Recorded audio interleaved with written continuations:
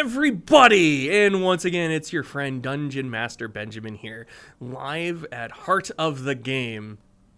Welcome to the channel Heart Gaming, where we are a brick and mortar store who is creating a channel because we want to bring the game store to you, our viewers.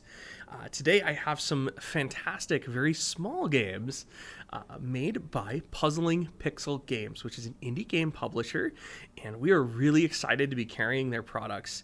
The first game that I want to talk about and show off is called Conclusio. So this is a secret identity game. You can play with up to 4 people, and it's about a 20-minute playtime. The object of this game is to figure out what card you are holding face out to the other players, and they are going to hand you cards that have something to do with yours. So for instance, I may be holding the 2 purple triangle face out from my hand.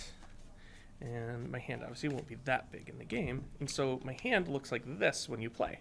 So you have one card that's faced out. So everybody else can see it with the exception of you. And so your goal is to infer from their clues what you are holding face out based on what's in your hand. The way you do this is you are going to take a card from your hand, pass it to the next player, and they're going to look at it, and they're going to determine that some element of that card has to do with their face out card. That simple, that easy to play this game, and to put it, pretty simply, this game is very inexpensive. We have it priced at $9.99, sitting on our shelf, and it's a lot of fun. I played it the other day with some of our customers who had come in.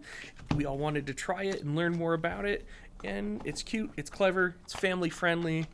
You play it around the kitchen table, and it fits in your bag. So, like, if you're going to conventions or other kind of, gatherings or tournaments, you just want to kill a little time, it's a great buy.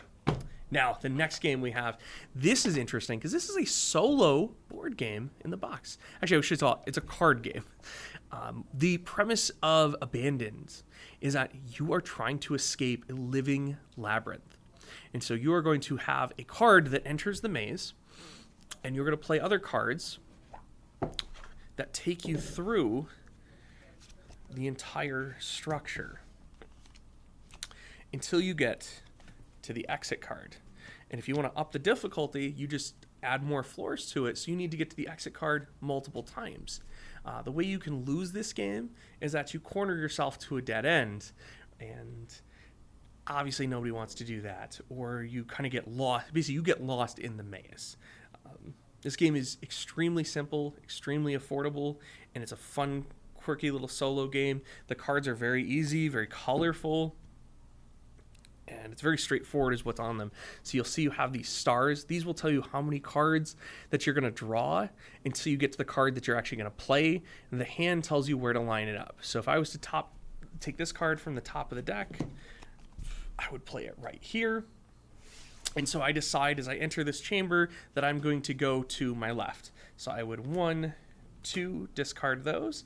And some of the cards have tools such as a magic mirror or a map piece or bomb that allow you to interact with the game in little different ways to have a little different kind of like strategy to it.